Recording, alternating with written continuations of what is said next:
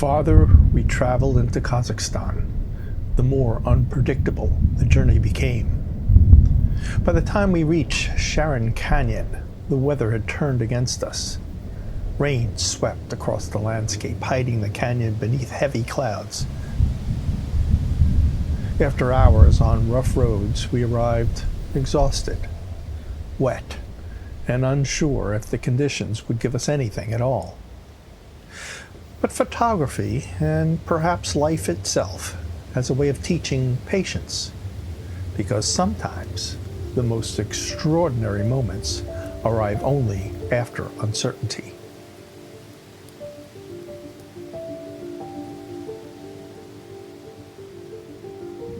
For just a few brief moments, the clouds opened.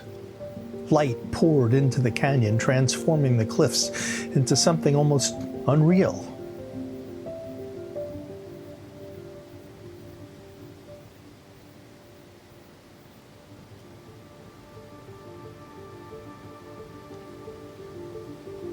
A reminder that awe often arrives unexpectedly. And rarely stays for long.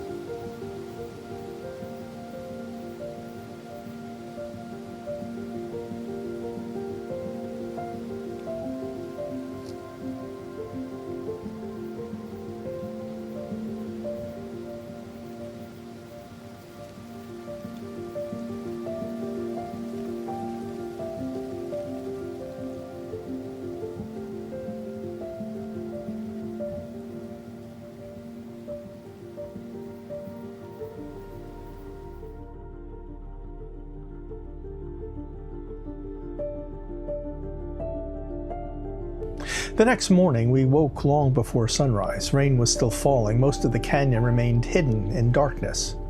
But somewhere along the horizon, there was a faint orange glow, a small suggestion that the storm might finally break.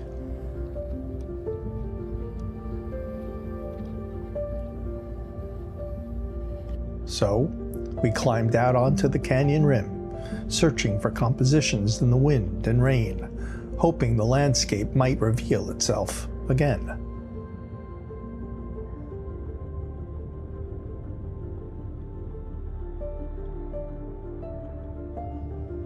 Standing there above the canyon, balanced on a narrow stone pillar surrounded by silence and cloud, it became impossible not to feel small. Not insignificant, but connected to something far larger than yourself. As the first light began breaking through the clouds, Isabella joined me on the precipice, and together we began planning compositions against the rapidly changing sky. And once again, patience was rewarded.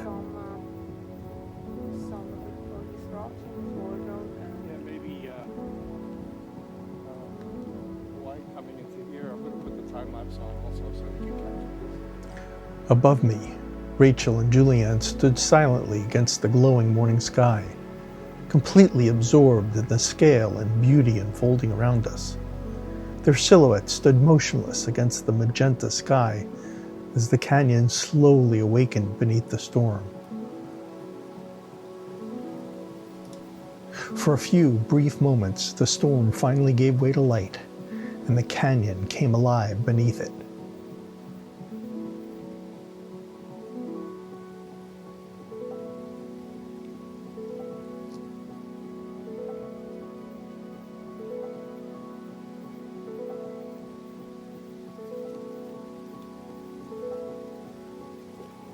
Some landscapes don't just ask to be photographed, they ask to be felt.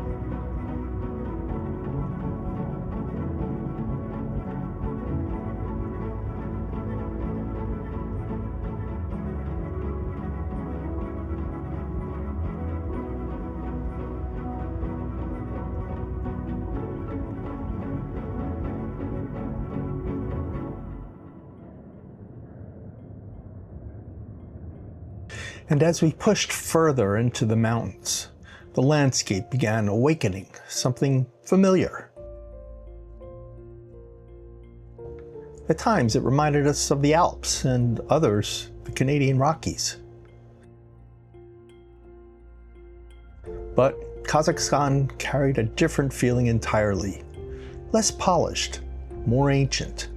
A place where vast grasslands still rolled freely beneath snow-covered mountains, and horses moved through the valleys as they had for centuries. It felt less like discovering somewhere new and more like remembering something old.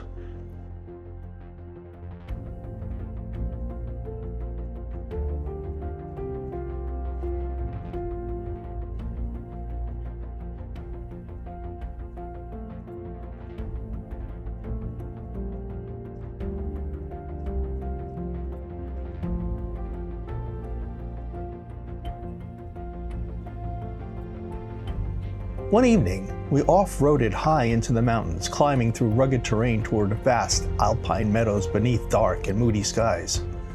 Wild horses roamed freely through the grass, moving across the landscape as storm clouds drifted above the distant peaks. The entire scene felt almost surreal.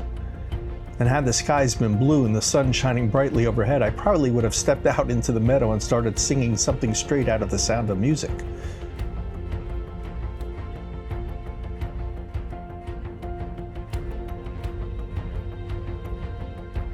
As the light faded, the mountains became quieter, the clouds heavier, and the entire landscape seemed suspended somewhere between calm and storm. But journeys like this are never only about beauty. That same evening, attempting to descend the mountain through rough backcountry terrain, our convoy became stuck high above a small village below. Mud, bog, darkness, rain.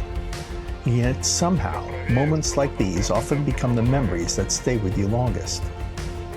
Watching Igor and the drivers work their way carefully through the terrain, calmly navigating mud, rock, grazing horses, cattle, and narrow dirt roads descending toward the village lights below, it became clear that this journey depended on far more than cameras and photographs. It depended on trust, patience, experience, and people willing to guide others through places they know by heart. Good job. Good job. And by then, something within all of us had begun to slow down. The urgency of everyday life felt very far away. Out there, surrounded by silence, mountains, and endless sky, the world somehow felt both larger and simpler at the same time.